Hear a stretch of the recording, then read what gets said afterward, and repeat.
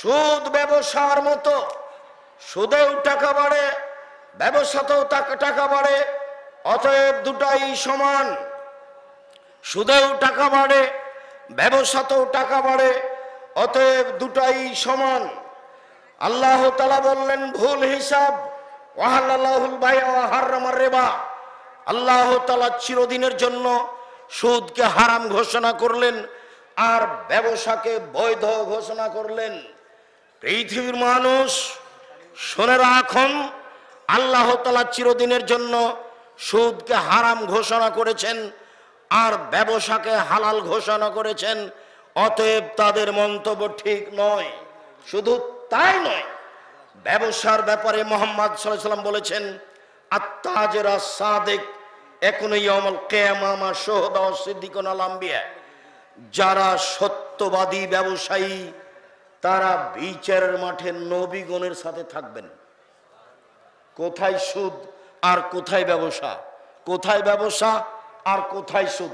ওরা বলল শত টাকা বাড়ে, অতএব দুটাই সমান সমান। সুদেও টাকা বাড়ে, ব্যবসাতেও টাকা বাড়ে, অতএব দুটাই সমান সমান। আল্লাহ তখন বললেন অসম্ভব, কখনো নহে।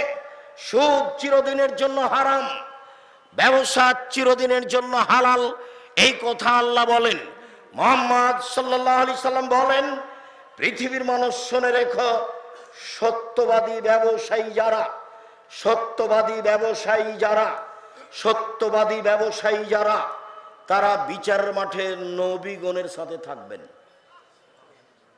আল্লাহ নবী আরো বললেন, ব্যবসা করতে গিয়ে কখনো কিছু টাকা পয়সা মাজলুম হিসাবে দেওয়া লাগতে পারে, কখনো মিথ্যে চলে আসতে পারে, কখনো কসম চলে আসতে পারে।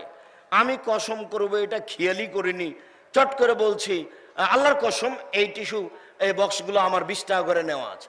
চট করে আমি বলেছি আল্লাহর কসম এটা আমার 20 টাকা নেওয়া আছে, আমার কিন্তু আসলে কসমের খেয়াল ছিল না।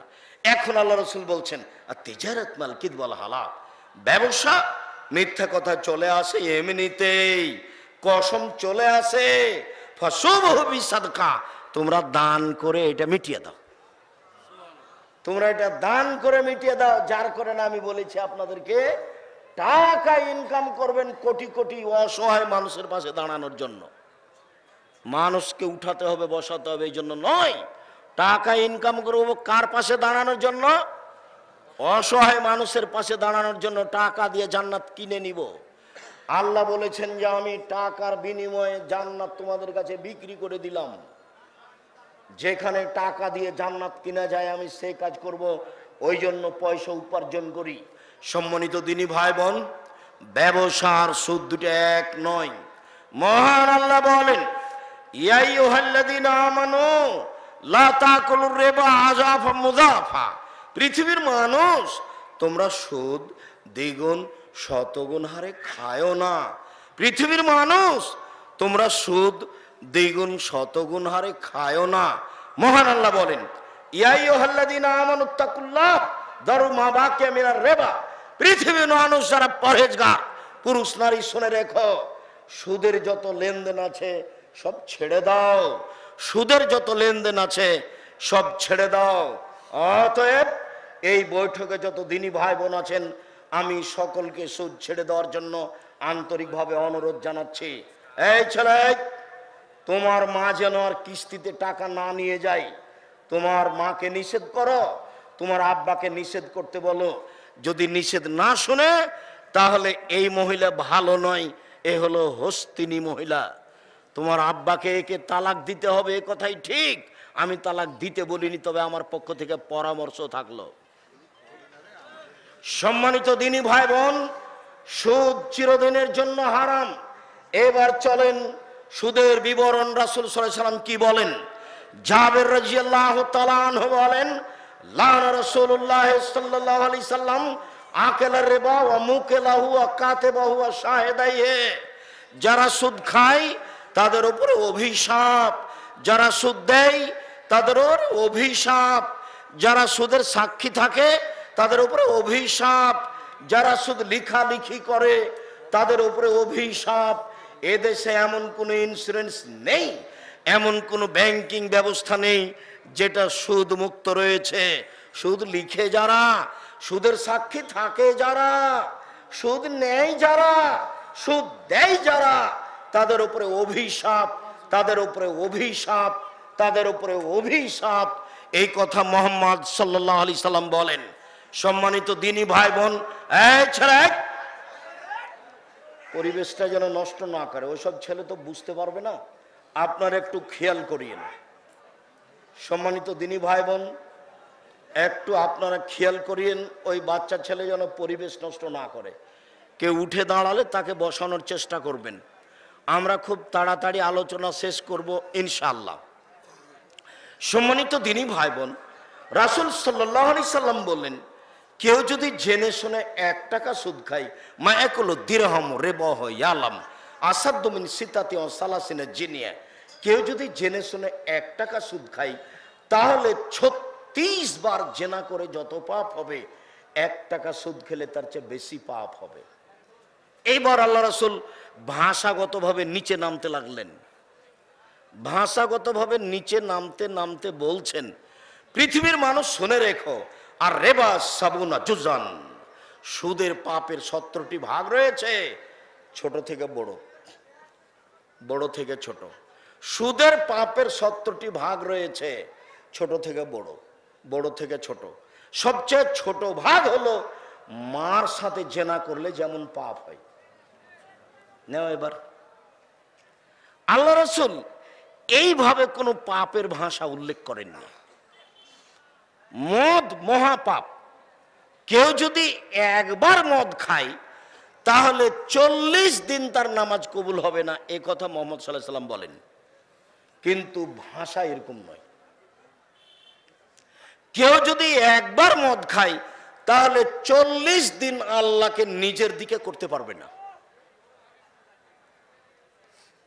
মদের পাপের ভারাত্ম বেশি, কিন্তু সুদের পাপের ভাষা কঠিন। রাসূল সাল্লাল্লাহু আলাইহি সাল্লাম বলছেন, কেউ যদি মদ খায় তাহলে সরস্বতী, ভগবতী, কালী, দুর্গা এদের পূজা করলে যেমন পাপ হয়, মদ খেলে তেমন পাপ হয়। মদের পাপের ভাষা এমন নয়, তবে ওর পাপের মান ভারী। আল্লাহ রাসূল বলছেন, 3 শ্রেণীর মানুষ জান্নাতে যাবে না। এক, আর রাজলাতু মিনান নিসায়ে, পুরুষের বেশধারী নারী, যারা পুরুষের জুতা স্যান্ডেল পরে, যারা পুরুষের শার্ট প্যান্ট পরে, যারা পুরুষের পোশাক পরে, যারা পুরুষের গেঞ্জি গায়ে দিয়ে চলে, পুরুষের পোশাক পরে চলে যেসব নারী, ওরা জান্নাতে যাবে না। 2, অদায়ুস এলিক্রিপাল খাবাসা, যেই বাপ, যেই স্বামী পরিবারে বেহায়াইর সুযোগ দিয়েছে, যার মেয়ে নগ্ন পোশাকে স্কুল কলেজে যায়, যার স্ত্রী নগ্ন পোশাকে হাটে বাজারে যায়, এরা জাহান্নামে যাবে। এই কথা মুহাম্মদ সাল্লাল্লাহু আলাইহি সাল্লাম বলেন। তিনি 3 নম্বরে বলেন, নিয়মিত নেশাদার দ্রব্য পান করে যারা, তারা জাহান্নামে যাবে। হ্যাঁ, নেশাদার দ্রব্য পান করে যারা, তারা জাহান্নামে যাবে, এই কথাই ঠিক। তওবা করলে যাবে না, এটাও ঠিক ইনশাআল্লাহ। কিন্তু তার পাপের মানটা এরকম নয়। মায়ের সাথে জেনা করার সাথে উল্লেখ করা হয়নি, দুঃখিত। সম্মানিত দিনী ভাই বোন, একটু বলি, জেনা, কেউ যদি অবিবাহিত অবস্থায় জেনা করে তাহলে তাকে 100 লাঠি পিটিয়ে এলাকা থেকে 1 বছরের জন্য তাড়িয়ে দিতে হবে, তার নাম জেনা। কেউ যদি বিবাহ করার পরে জেনায় লিপ্ত হয়, কেউ যদি বিবাহ করার পরে জেনায় লিপ্ত হয়, তাহলে তাকে ইট ঢেল পাথর দিয়ে মেরে মেরে মেরে ফেলতে হবে। অন্তত বিবাহ করার পরে জেনায় লিপ্ত হলে তার বেঁচে থাকার কোনো সুযোগ নেই, এই কথাটা আপনার মনে থাকা ভালো হবে। এই দেশের হাজারো ভাবিকে ইট ঢেল পাথর দিয়ে মেরে ফেলতে হবে সরকারিভাবে। যারা দেবরের সাথে জেনায় লিপ্ত হয়েছে, এদেশের লাখো দুলাল ভাইকে ইট ঢেল পাথর দিয়ে মেরে ফেলতে হবে সরকারিভাবে। যারা শ্যালিকার সাথে জেনায় লিপ্ত হয়েছে, এদেশের লাখো পুরুষকে ইট ঢেল পাথর দিয়ে মেরে ফেলতে হবে সরকারিভাবে। যাদের স্ত্রী জাজল্য বাড়িতে আছে, এরপরে অন্য মহিলার সাথে জেনায় লিপ্ত হয়েছে, এদেশের লাখো মহিলাকে ইট ঢেল পাথর দিয়ে মেরে ফেলতে হবে। যাদের স্বামী জাজল্য থাকার পরেও আরেকজন পুরুষের সাথে জেনায় লিপ্ত হয়েছে, এদের বেঁচে থাকার কোনো সুযোগ নেই। সম্মানিত দিনী ভাই বোন, এই ছেলেরা, এক খেলে চেয়ে থাকো। বিষয়টি স্পষ্ট করি, সুদের পাপ এত ভারী কেন? যদি জেনার পাপ এত ভারী হয়, তাহলে সুদের পাপ তার চেয়ে ভারী কেন? সুদ আবার কি জিনিস? সুদ খেলে সমাজ নষ্ট হয়, সুদ খেলে মানুষ নিঃস্ব হয়ে যায়, সুদ খেলে মানুষ ভিক্ষুক হয়ে যায়, যেটা আল্লাহ চায় না, যেটা নবী চায় না, যেটা সমাজ নেতারা চায় না। এর অনেক ক্ষতি। চলেন যায় 1 মিনিট দেখি। সম্মানিত দিনী ভাই বোন, রাসূল সাল্লাল্লাহু আলাইহি ওয়াসাল্লাম বলেন, 3 শ্রেণীর মানুষকে হত্যা করা যায়, তবে 2 শ্রেণীর মানুষের বাঁচার পথ আছে। 1 শ্রেণীর মানুষের বাঁচার পথ নেই। এক, কোরআন মাজিদকে কেউ যদি বলে আমরা মানি না, কোরআন মানি না, তাহলে তাকে হত্যা করতে হবে সরকারিভাবে। ফাঁসির মঞ্চে নিয়ে যাওয়া হয়েছে, ফাঁস গলায় দেওয়া হয়েছে, ফাঁস টান টান, তখন বলছে ভুল হয়েছে, ভুল হয়েছে, আমার ভুল হয়েছে, কোরআন আল্লাহর বিধান, কোরআন আল্লাহর বিধান। তখন তাকে ফাঁসির মঞ্চ থেকে নামিয়ে নিতে হবে, তার ফাঁসি হবে না। 2, কেসাস, আপনি আমাকে হত্যা করেছেন, আমার বাপ মা আপনাকে হত্যা করে নেবে সরকারিভাবে, এর নাম কেসাস। আপনি আমাকে হত্যা করেছেন, আমার বাপ মা আপনাকে হত্যা করে নেবে, এর নাম কেসাস। আপনাকে ফাঁসির মঞ্চে নিয়ে যাওয়া হয়েছে, ফাঁস গলায় দেওয়া হয়েছে, আমার বাপ মা চিল্লাচিল্লি করে বলছে না না, মাফ করে দিলাম, মাফ করে দিলাম, আমরা কেসাস নিব না, আমরা কেসাস নিব না, মাফ করে দিলাম। তাকে ফাঁসির মঞ্চ থেকে নামিয়ে নিতে হবে। 3 শ্রেণীর মানুষকে হত্যা করতে হয়, 2 শ্রেণীর মানুষ বেঁচে গেল, বাঁচার পথ আছে। এখনো 1 শ্রেণীর মানুষ বাকি আছে। তাহাজ্জুদ পড়লেও, হজ করলেও, তাহাজ্জুদ পড়লেও, হজ করলেও, তাসবিহ তাহলিল করলেও, কোরআন তেলাওয়াত করলেও, বিবাহ করার পরে যদি জেনায় লিপ্ত হয়, তাহলে তাকে সরকারিভাবে হত্যা করতে হবে। এ কথাই ঠিক। পৃথিবীতে তার বেঁচে থাকার কোনো পথ ঘাট নেই। এক খেলে চেয়ে থাকো, আমার দিকে চেয়ে থাকো। সম্মানিত দিনী ভাই মুরব্বী, আপনাকে আমি অনুরোধ করছি, আমার দিকে চেয়ে থাকবেন। আর স্টেজে কোনো মানুষ প্রয়োজনীয় কথা বলবেন না। আপনাদেরকে আমি অনেক ভালোবাসি, আমি যখন কথা বলি তখন আপনি নিজের কথার দাম দিয়েন না। আমার কথার দাম আপনার কথার চেয়ে কয়েক কোটি টাকা বেশি। আপনাকে তো আমি বলেছি, মা মারা গেলে এখন মাটি দেওয়ার কথা হবে না, শুনে থাকতে হবে, কথা শেষ হবে মাটি দিতে হবে। কি এটা হলো ফরজ, এটা হলো ফারজে কিফায়া। কোন প্রয়োজনীয় কথা এখানে নিয়ে আসবেন না, এ কথাই ঠিক। সম্মানিত দিনী ভাই বোন, এই ছেলেরা, একদিকে চেয়ে থাকো। যা তোমরা তুমি গ্রামে দিয়ে, গ্রামের সম্প্রদায়ের একজন মহিলা আসলো, এসে আল্লাহ রসুলকে বলছে তাহিরনি ইয়া রাসূলুল্লাহ, আল্লাহ রসুল আমাকে পবিত্র করেন। তখন আল্লাহ রসুল বলছেন ইরজেই, বাড়ি ফিরে যাও, আস্তাগফিরুল্লাহ, তওবা করো, ক্ষমা চাও, ও তুবি ইলাইহি, তার কাছে তওবা করো, পাপ ক্ষমা হয়ে যাবে। তখন মহিলা বলছে আতুরাতাদুনি কাবার হাতাদা মাইজুবনে মালিক। ও, মাইজুবনে মালিকের বিচার করেননি, ওকে ফিরিয়ে দিয়েছিলেন, সেইভাবে কি আপনি আমাকে ফিরিয়ে দিতে চাচ্ছেন? না হবলা মিনাস না, আমার পেট উঁচু হয়েছে অবৈধ সন্তানে, আমার পেটে অবৈধ সন্তান আছে, আমি ফিরে যাব না, আমার বিচার করে দেন। তখন আল্লাহ রসুল দৃশ্য দেখে বলেন ইরজেই ফরদেই হে, ইরজেই হাত্তা তালে দিয়ে, তুমি বাড়ি চলে যাও, যেদিন তোমার বাচ্চা হবে সেদিন আসে বিচার করে দিব। মুসলিম গ্রন্থে এসেছে বাড়ি চলে গেছে, যেদিন বাচ্চা প্রসব হয়েছে, বাচ্চাকে ন্যাকড়াতে জড়িয়ে নিয়ে এসে আল্লাহ রসুলের দরবারে বলছে এ দেখেন বাচ্চা প্রসব হয়েছে, বিচার করে দেন।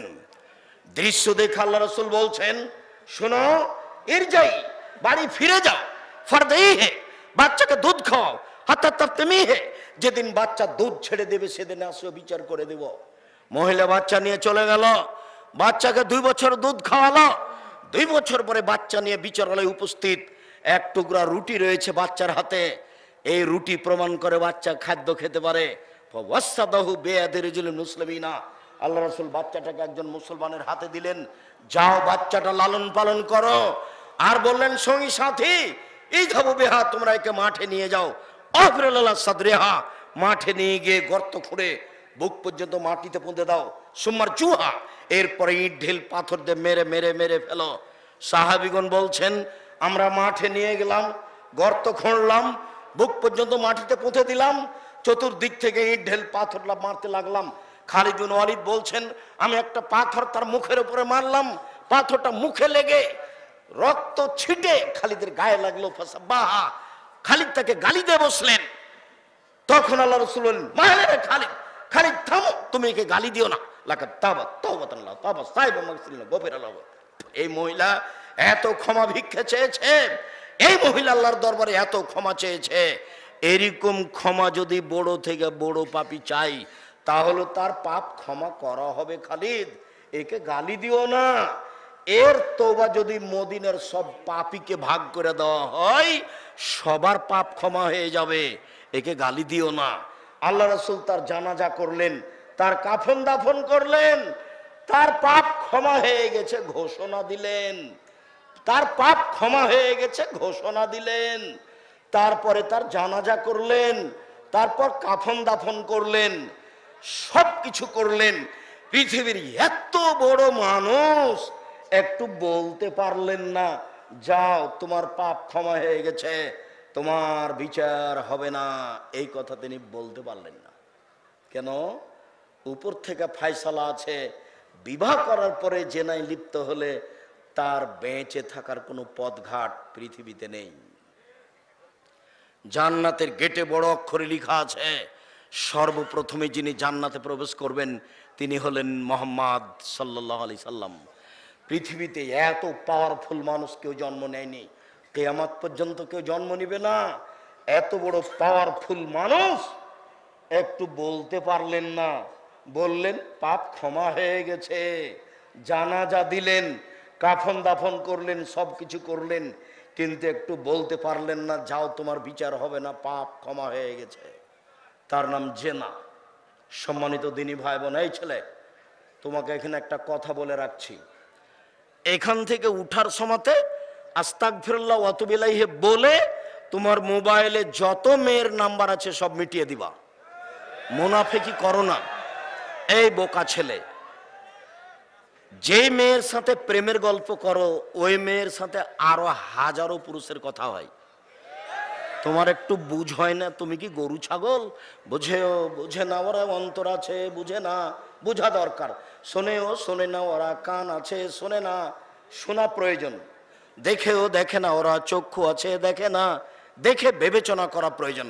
উলাইকা কালা আনাম, তারা পশু প্রাণীর মতো, তারা গরু ছাগলের মতো, তারা কুকুর স্ত্রীর মতো, বালু মাজাল বরং তার চেয়ে খারাপ। এই মেয়ে, তোমার নখে নেইল পালিশ কেন? তোমার নখটা বড় হয়ে আছে কেন? তোমার নখে নেইল পালিশ কেন? তোমার নখটা বড় হয়ে আছে কেন? শোনো, কথার মধ্যে আছি, একটু শোনো। আল্লাহর নবী খুব দুঃখ করে তিনটা কথা বলেছেন, আফসোস করে। পৃথিবীর মানুষ শুনে রেখো, আমার উম্মত ইহুদি খ্রিস্টানদের সাথে মিশে যাবে কালচারে, পোশাক আশাকে, স্বভাবে। ডান হাতের বিঘত যেমন বাম হাতের সমান, বাম হাতের বিঘত যেমন ডান হাতের সমান। আমার উম্মত তাদের সাথে মিশে যাবে কৃষ্টি কালচারে, পোশাক আশাকে, কথা কর্মে। ডান পায়ের জুতা যেমন বাম পায়ের সমান, বাম পায়ের জুতা যেমন ডান পায়ের সমান, এইটা যেমন সমান সমান। আমার উম্মত তাদের সাথে মিশে যাবে কৃষ্টি কালচারে, কথাবার্তাতে, নিয়ম নীতিতে সমান সমান। এবার তিনি ভাষাগতভাবে নিচে আসতে লাগলেন, আস্তে আস্তে বলছেন পৃথিবীর মানুষ শুনে রেখো, ইহুদি খ্রিস্টান যদি মায়ের সাথে জেনা করে থাকে, ইহুদি খ্রিস্টান যদি মায়ের সাথে জেনা করে, আমার উম্মত তাদের স্বভাবের সাথে মিলতে গিয়ে আমার উম্মত মায়ের সাথে জেনা করবে। বলো এবার, এবার বলো তোমার মাথার চুল উপরে আছে নিচের দিক নাই কেন? কেন? তোমার বাপ নাই নাকি? ও কি তোমার চাচা যাকে তুমি আব্বা বলে ডাকো? ও কি তোমার খালু? ও কি তোমার সৎ বাপ?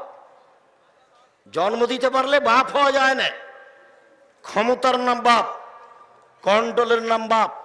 আল্লাহ নবী বলছেন, ইয়া মাশারা শাবাব, যুবকেরা শোনো, বিবাহ করলে কন্ট্রোল ক্ষমতা লাগবে। এক, মোহর। দুই, শারীরিক ক্ষমতা। তিন, নিয়ন্ত্রণ কন্ট্রোল ক্ষমতা থাকতে হবে। খালি বেদাত নিয়েই চললে হবে? বেদাত নিয়েই চললে হবে? নাজায়েজ কথা নিয়েই চললে হবে? এটা গায়বান্ধা। আব্দুর রাজ্জাক সাহেব গায়বান্ধা বলে কি বলতে চাইলেন? গায়বান্ধা বলে বলতে চাইলাম বিবাহের বৈঠকে কথা বলা যাবে না, মুখে রুমাল দিয়ে এভাবে বসে থাকতে হবে। তো আমি তো গায়বান্ধা বিবাহ করেছি, গায়বান্ধা গোবিন্দগঞ্জে। তো এখন বিবাহের বৈঠকে আমি বলছি মোহরের কথা, তা আমার মামা শ্বশুর বৈঠকে ছিলেন, লাফ দিয়ে উঠে গেলেন একবারে, বলছো বিবাহ উঠিয়ে দাও, বিবাহ উঠিয়ে দাও, বিবাহ দেওয়া যাবে না, ছি ছি ছি ছি ছি। বরে কথা বলে এ বিবাহ দিতে হবে? একবার তাড়াহুড়া করে গিয়ে বাড়িতে বলল। বাড়িতে যখন বলছে যে চুপ থাকো, তখন ব্যাগ বোকচা নিয়ে চলে গেল, থাকলোই না। বর বিবাহের বৈঠকে কথা বলতে পাবে না কেন? এটা গায়বান্ধা যে, এই জন্য। বিবাহের বরই তো কথা বলবে, মোহর তো ওই দেয়। কে দিবে? যৌতুক নিয়ে কথা বলো, আর এখানে কথা বলা যাবে না। বিবাহের বৈঠক পাগল হয়ে গেছে, চ্যাংড়া ছুল্লু সবাই মিলে গেছে মেয়েটার কাছে। অনেকগুলো মানুষ মেয়েটার কাছে গিয়ে বলছে, অমুক নেবাস অমুক এত নগদ এত বাকিতে তোমাকে বিবাহ করতে এসেছে, তুমি তাকে স্বামী সত্ত্বে কবুল করো। তারপর মেয়েটা বলছে কবুল করলাম। তিনবার করার পরে এবার বর যেখানে বসে আছে সেখানে যাচ্ছে, গিয়ে সালাম দিয়ে দাঁড়িয়েছে অনেকগুলো। তখন বসে আছে যারা, তারা বলছে আপনারা কে? এরা বলছে আমরা এই বিবাহের উকিল। মেয়ে কবুল করেছে? জি করেছে। আপনারা শুনেছেন? জি শুনেছি। তাহলে আপনারা বসেন। মনে হচ্ছে হিন্দুদের বিবাহ লেগেছে, কলার গাছের চতুর্দিকে ঘুরে ধর্ম পাগল হয়ে গেছে। धर्म राजशाही चांपानेर हवाई लड्डू दोनों हाथ में लड्डू हो जो चाहे इसको खा ले, जो चाहे उसको छोड़ दे। बोल हिसाब मेयर काछे विवाह पढ़ाते होबे, छेलेर काछे विवाह पढ़ाते होबे, मेयर काछे नय।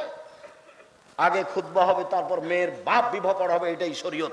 सम्मानित दिनी भाई बोन, बोलछिलाम रासूल सल्लल्लाहु आलैहि साल्लाम बोललेन आमार जीवने आफसोस बड़ दुःख, आमार उम्मत तादेर साथे मिशे जाबे। कृष्टि कालचारे ए मेये তোমার নখ বড় কেন, নখে নেল পালিশ কেন তুমি জানো? ইহুদি খ্রিস্টানদের পতিতালয়ের মেয়েদের বৈশিষ্ট্য নখে নেল পালিশ দেওয়া, নখ বড় রাখা। ইহুদি খ্রিস্টানদের পতিতালয়ের মেয়েদের বৈশিষ্ট্য নখে নেল পালিশ দেওয়া, নখ বড় রাখা। মুসলিম মেয়ে নখে মেহেদি দিবে, হাতের নখে তো দিবে দিবেই, পায়ের নখেও দিবে। হাতের নখে তো দিবে দিবেই, পায়ের নখেও দিবে। মহিলাদের বিবাহ, হিন্দু মেয়েদের বিবাহ করার 10টি পদ্ধতি আছে। তার একটি পদ্ধতি নাম রাক্ষসী বিবাহ। হিন্দু মেয়েদেরকে বিবাহ করার 10টি পদ্ধতি আছে, তার একটি পদ্ধতি নাম রাক্ষসী বিবাহ। মেয়ের বাপ বিবাহ দিবে না, ছেলে যদি জোর করে কপালে টিপ দিতে পারে তাহলে বিবাহ হয়ে গেছে। এবার বলো তো যুবক, টিপ প্রথা কোথা থেকে এসেছে? হিন্দুদের পক্ষ থেকে এসেছে। আমার মেয়ে কপালে টিপ দিতে পারে না। আল্লাহর রাসূল বললেন আমার মনে বড় দুঃখ, আমার উম্মতের প্রতি আমি আশঙ্কা করে যাচ্ছি, আমার উম্মত তাদের সাথে মিশে যাবে। ওরা যদি মায়ের সাথে জেনা করে থাকে, আমার উম্মতও জেনা করবে। এই ছেলে, তোমার গেঞ্জিটার পিছন দিকে 10 লেখা আছে, এইটা কেন? এই গেঞ্জি কেন? তোমার গেঞ্জিটাতে 47 আছে, ওটা কেন? তুমি যদি গেঞ্জিটা আমার কাছে দিয়ে দাও তো ওইটা আমি টয়লেট পেপার হিসেবে ব্যবহার করব না। এদিকে দেখো, এইভাবে ড্রেনে ফেলে দেব, আর ফেলে দেওয়ার সময় থু থু মানে থুথু দিব এবং ড্রেনে ফেলে দেব, অথচ তোমার গায়ে আছে। 1 মিনিট, এই ছিল অনেক মানুষ আছি তো কথাটা বুঝিয়ে বলি। লন্ডন সফরে সাউথ হলে জুমা মসজিদে খুতবা দিয়ে নিচে নামছি, দৌড়ি একটা লোক এসে বলছে আমার ছেলের জন্য দোয়া করে দেন, আমার ছেলের জন্য দোয়া করে দেন। তো আমি মাথায় হাত দিতে দেখছি 3টা দাগ হয়ে আছে এদিকে, এইভাবে দাগ। তো আমি অবাক হয়ে গেলাম, তাহলে এর মা চুল ছেঁটে দিচ্ছিল, ব্যাপারটা কি? এর মা মনে হয় চুল ছেঁটে দিচ্ছিল, ছেলে নিবে না, তাই এরকম হয়ে গেছে। তা আবার আমি নামে ঘুরে দেখতে যে চুল ছাঁটা সাইনবোর্ড আছে, তো সাইনবোর্ডে 3টা এইভাবে দাগ দেওয়া আছে। তখন আমি বলছি ইন্না লিল্লাহি ওয়া ইন্না ইলাইহি রাজিউন। তাহলে ওই যে দাগ দেখা যাচ্ছে কেচির, আপনার ছেলের মাথায় সেটাই হেসে উঠেছে। তখন আমি বলছি, দেশে পয়সা উপার্জন করতে এসেছি, ধর্ম বিক্রি করতে আসেনি। পয়সা উপার্জন করতে এসেছি, ধর্ম বিক্রি করতে আসেনি। আগামীকাল সন্ধ্যা হতে হতে তুমি তোমার মাথার চুল সমান করে নাও। ওটা খ্রিস্টানদের নীতি, ও তো এক খেলোয়াড়ের, ও তো ব্রাজিলের। খেলোয়াড় ব্রাজিল খেলে কাতারে, আর তুমি পাগল হয়ে যাও তাদের নীতিতে। সম্মানিত দিনী ভাই বোন, ভুল হিসাব। রাসূল সাল্লাল্লাহু আলাইহি সাল্লাম সুদের ব্যাপারে যা বললেন এটাই চূড়ান্ত। সুদ চিরদিনের জন্য হারাম। আমি আপনাদের সামনে একটি লম্বা হাদিস পেশ করব, আমার দিকে এক খেয়ালে চেয়ে থাকতে হবে। আর আমি আজ করছি যে আমার পূর্বে যিনি কথা বলছিলেন, তার পূর্বে যারা কথা বলছিলেন, কেউ এই যে খরচ আছে, খরচের কথা কেউ বলতে পায়নি, সবাই ব্যস্ত, না জানি কি হয়। তো জনাব ওসি সাহেব, আমরা তাকে আন্তরিকভাবে স্বাগতম জানাই। আমরা ওসি সাহেবকে আন্তরিকভাবে স্বাগতম জানাই। তিনি আমাদের বক্তব্যের একটু সময় দিয়ে গেছেন। আমরা প্রশাসনকে স্বাগতম জানাই। প্রশাসনকে আমি আব্দুর রাজ্জাক বিন ইউসুফ বলে রাখছি, আজকের বক্তব্য আমি সুদ এবং ঘুষের উপরে দিচ্ছি। আমার এই বক্তব্য বিগত 50 বছর যাবৎ যারা এখানে এই মাঠে বক্তব্য দিয়েছে তার সাথে মিলাবেন, ভবিষ্যৎ 50 বছর মিলাবেন। যারা থাকবে তাদেরকে বলে যায়েন, দেখবেন এর সাথে মিল খাবে না। হয় কেসা কাহিনী আছে, না হয় কারো বদনাম আছে, না হলে আরও কিছু আছে। সেই বক্তব্য এই কথা দিয়ে পূর্ণ আছে। আমরা এই জাতির সামনে সঠিক কথা বলি মর্মে একটি লম্বা হাদিস পেশ করতে যাচ্ছি। আমি অবশ্য আগেই বলেছিলাম জনাব রিজু মণ্ডলকে যে আমি তো গত বছর গেছিলাম, মানুষের খুব ভালোবাসা দেখেছি।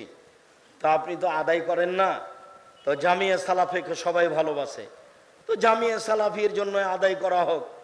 এদেশের সবচেয়ে বড় প্রতিষ্ঠান, ব্যতিক্রম প্রতিষ্ঠান জামিয়া সালাফিয়া, যেখানে 5000 ছেলে মেয়ে পড়াশোনা করে, যেখানে 300 শিক্ষক শিক্ষিকা থাকেন, 32 লক্ষ টাকা বেতন লাগে, তারপর 410 জন এতিম আছে। যাক, সেটা যাই হোক, আমাদের লোকেরা আপনাদের সামনে যাবে, 10 টাকা হলেও ফিরাবেন না। আপনি 200 টাকা, 50 টাকা, 500 টাকা, 10 টাকা হলে আপনি ফিরাবেন না। যারা এখানে বৈঠকে আসেন মঞ্চে, সবাই অংশগ্রহণ করবেন। আমি এবার সুদের উপরে লম্বা হাদিসের আলোচনা শুরু করলাম। আমার দিকে এক খেয়ালে চেয়ে থাকবেন। আর যারা মাঠে আছেন তারা সবাই মাঠে থাকেন, আপনি একটু নড়াচড়া করবেন না, নইলে আপনি আমার কথা ধরতে পারবেন না। সম্মানিত দিনী ভাই বোন, সুদ মহাপাপ, সুদের ফলাফল জাহান্নাম, সুদের ফলাফল নিঃস্ব। আমার দিকে চেয়ে থাকেন, আমি একটা লম্বা হাদিসের অনুবাদ আপনাকে শোনাই, যার একটা অংশে থাকবে সুদের কথা। সামর ইবনে জুনদুব রাদিয়াল্লাহু তাআলা আনহু বলেন, আল্লাহর নবী ফজরের সালাত আদায় করার পরে আমাদের মুখামুখি বসে বলতেন, সঙ্গী সাথে, এই ছেলে থামো না, চিল্লাচ্ছ কেন? যারা যাবে তারা যাবেই, তুমি আর আমি অন্তত এক খেয়ালে থাকি, তাহলে আমাদের কথা বলার পথ, কথা বলা সহজ হবে। সামরা ইবনে জুনদুব বলেন, আল্লাহর নবী ফজরের সালাত আদায় করে আমাদের মুখামুখি বসে জিজ্ঞাসা করতেন, রাতে কোনো কেউ স্বপ্নে কিছু দেখেছে? যদি কেউ স্বপ্নে কিছু দেখত, আল্লাহ রাসূল তার স্বপ্নের তাবির করে দিতেন। একদা আল্লাহর নবী বললেন, গত রাতে তোমরা স্বপ্নে কিছু দেখেছ? আমরা বললাম, জি না। আল্লাহর নবী, আমরা স্বপ্নে কিছু দেখিনি। আল্লাহ রাসূল বললেন, তবে আমি স্বপ্নে 2 জন লোককে দেখলাম, তারা এসে আমার 2 হাত ধরলো, 2 হাত ধরে বাইতুল মুকাদ্দাসের দিকে টেনে নিয়ে যেতে লাগলো। যেতে যেতে দেখি একটা লোক বসে আছে, একটা লোক দাঁড়িয়ে আছে। যে লোকটা দাঁড়িয়ে আছে তার হাতে একটা লোহার বাঁকা লাঠি রয়েছে, লোহার বাঁকা লাঠি তার মুখের ডান দিক দিয়ে ঢুকিয়ে দিয়ে পিছন দিকে নিয়ে যাচ্ছে, আবার বাম দিকে ঢুকিয়ে পিছন দিকে নিয়ে যাচ্ছে। বাম দিক চিরে ফেলতে না ফেলতেই ডান দিক ঠিক হয়ে যাচ্ছে। আমি বললাম এ কি দৃশ্য? তারা দুইজন বললেন ইনতালেক, চলতে থাকেন। আমি কিছু না বলে চলতে থাকলাম। চলতে চলতে দেখি একটা লোক চিত হয়ে শুয়ে রয়েছে, পাশে একটা লোক দাঁড়িয়ে আছে, তার হাতে একটা পাথর আছে, পাথর দিয়ে তার মাথার উপরে মারছে, মাথাটা ভেঙে চৌচির হয়ে যাচ্ছে, পাথরটা ছিটকে দূরে চলে যাচ্ছে। পাথরটা আনতে না আনতেই আবার মাথা ঠিক হয়ে যাচ্ছে, আবার মারছে। আমি বললাম এ কি দৃশ্য? তারা দুইজন বললেন ইনতালেক, চলতে থাকেন। ফানতালাক না। আমি কিছু না বলে চলতে থাকলাম। চলতে চলতে দেখি একটা গর্ত, যার উপরের দিক সংকীর্ণ, নিচের দিক প্রশস্ত, তার ভিতরে ধাঁধা ধাঁধা করে আগুন জ্বলছে। পুরুষ নারী উলঙ্গ অবস্থায় আছে, একসাথে জমা ধরে আছে। জোরে যখন জ্বলে উঠছে, খুব উপরে চলে যাচ্ছে, মনে হচ্ছে বের হয়ে যাবে।